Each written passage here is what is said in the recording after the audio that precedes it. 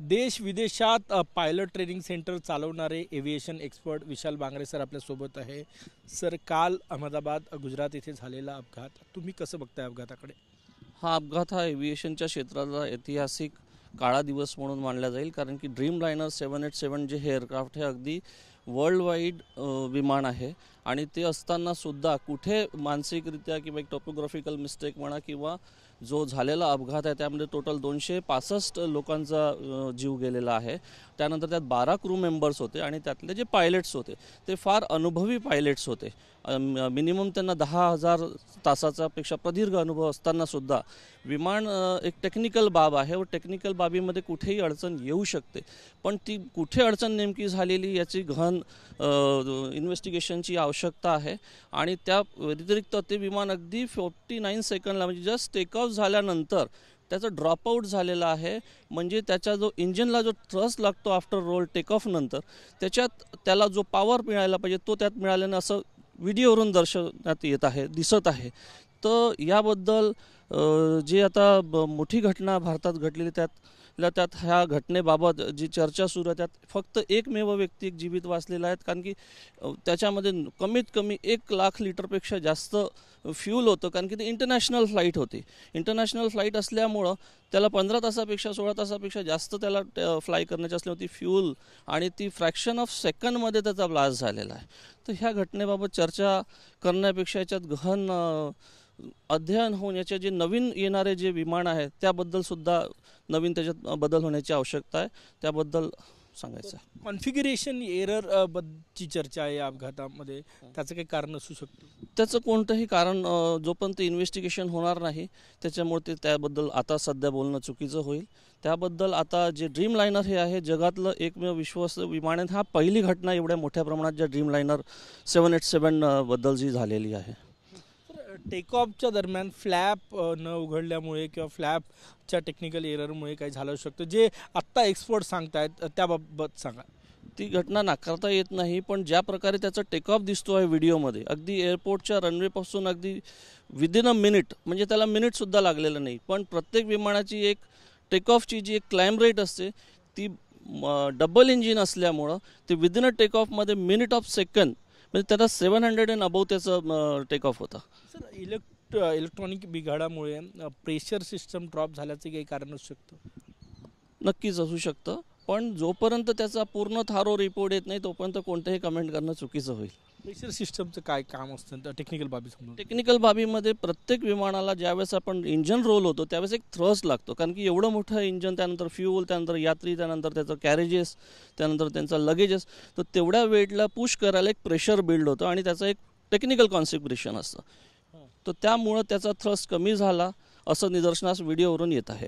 Sir, जे फ्लाईटचा video जो दिसतोय आपण, जे फ्लॅप आहे ते क्षमतेनुसार 40 ते 50 डिग्रीपर्यंत खाली न आलेले होते असं काही तज्ज्ञ सांगतात, ज्यामुळे हा अपघात घडला. फ्लॅप ओपनिंगचं काय टेक्निकल कारण? टेक्निकल कारण आता सगळ्यांचे वेगवेगळे ओपिनियन असू शकतात, पण त्याच्यातला जो ब्लॅक बॉक्स जो आढळलेला आहे त्याच्यामुळे नेमकं काय कारण झालेलं आहे ते त्या ब्लॅक बॉक्समधनं समोर आल्यावरनं ते कारण होईल.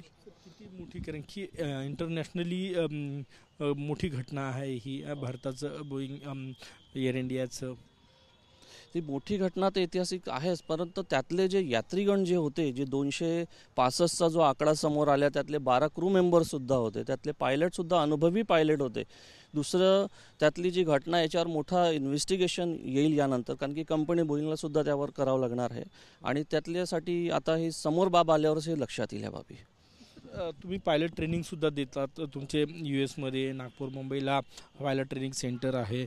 पायलटचा रोल किती या सगळ्या क्रायसिस सिच्युएशनमध्ये महत्त्वाचा असतो? सर, त्यावेळेस त्याचा अनुभवच त्यावेळेस वरनच ते कळता येईल. आणि दुसरी गोष्ट, त्या पायलटला टेक ऑफच्या पूर्वी ज्या काही सगळ्या यंत्रणा पॅरामीटर्स असतात त्या चेक झाल्यानंतरच तो पायलट परत प्री चेक्स असतो.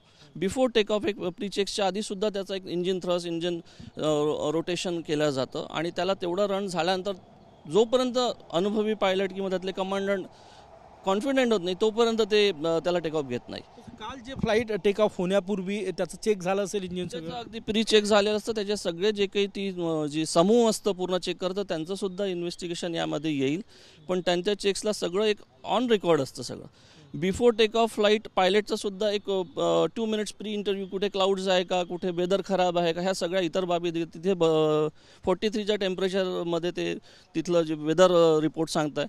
आणि विजिबिलिटी अगदी क्लिअर होती. म्हणजे असं कुठेही म्हणता येत नाही की ते विमान कुठे आदळलं किंवा कुठून काही बर्ड आला किंवा बर्ड हिट आला, असा कोणताही प्रभाव दिसत नाही त्यामध्ये. सर, टेक ऑफ झाल्यानंतर काही वेळातच ते त्या ठिकाणी विमान कोसळलं, 600 काही फुटावर होतं. या दरम्यान काय काय झालं असेल नेमकं? या दरम्यान नेमकं टेक ऑफ घेतल्यावर ज्यावेळेस एक थ्रस्ट आणि जे रेट ऑफ क्लाइंब असतो पर सेकंड मायक्रो सेकंडला, त्या क्लाइंबला कुठेतरी ड्रॉप आलेला आहे. म्हणजे इंजिन पूर्णपणे त्याला पॉवर देऊ शकलं नाही, ज्यामुळे ते हवेत झेपावतं जे विमान टेक ऑफ घेतल्यानंतर ते झालेलं नाही आहे असं दिसतं आहे. पायलटनी मेडे कॉल दिला असं, पण तो वेळ मिळाला नाही कारण की फार अंतरावर नव्हतं. अगदी ते तुम्ही बघा त्या व्हिडिओमध्ये की 59 सेकंड विदिन 1 मिनिट त्याला ड्रॉपआउट झालेला आहे. तर त्या काळामध्ये त्या प्रत्येक सेकंडला काय घटना असेल ही आपण शब्दामध्ये बयान नाही करू शकत. जर समजा तेच पुढे नदी होती, पाण्यात क्रॅश लँडिंग झालं असतं तर जीव वाचले असते. ते केल्या जाऊ शकलं असतं, पण तिथे ते जे विमान आहे ते एका बिल्डिंगच्या परिसरात कोसळलेलं आहे. त्याच्यामुळे त्यांना जर ग्राउंड त्यांनी नक्कीच त्यावेळेस ग्राउंड टेक ऑफ झाल्यावर बघितलं असेल, पण इंजिनलाच पॉवर मिळालं नाही तर तिथपर्यंत ते रोल आउट होऊ शकलं नाही. अपघाताचं इन्व्हेस्टिगेशन्स होईल. पुढच्या काळात अशा घटना घडू नये म्हणून काय काय खबरदारी घ्या? यासाठी नक्कीच खबरदारी घेतली. तुम्ही बघितलं आहे की आपल्या भारताचे प्रधानमंत्री मोदीजी आणि एव्हिएशनचे जे आमचे राम नायडू जे मिनिस्टर आहेत त्यांनी तात्काळ तिथे भेट दिलेली आहे. आणि याच्यानंतरच्या सगळ्या याच्यावर त्यांची पडताळणी होईल असं मला वाटतं. आणि ते नक्की होईल त्यामुळे, कारण की एव्हिएशन हे भारत जो आहे हा जगातला 3रा देश आहे जो एव्हिएशन सेक्टरमध्ये सगळ्यात मोठा देश आहे. कुणाची चूक होते हे कसं कळेल?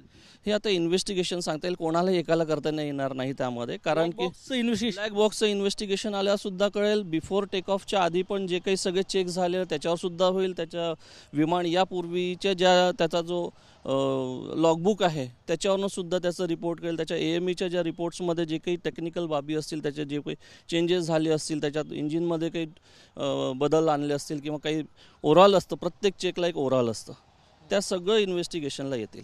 खूप धन्यवाद. नेमका अपघात कसा झाला असेल किंवा त्याची काय टेक्निकल कारणं असू शकतात हे ब्लॅक बॉक्सच्या याच्या तपासानंतर कळेल. परंतु आत्ता सरांनी सांगितल्याप्रमाणे अनेक कारणं त्यासाठी कारणीभूत असू शकतात. कॅमेरामॅन सचिन सयामसह गजानन उमाटे, TV9 मराठी, नागपूर.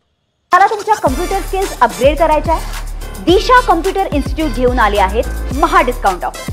आता कोणताही कोर्स करा फक्त 1800 रुपयांमध्ये.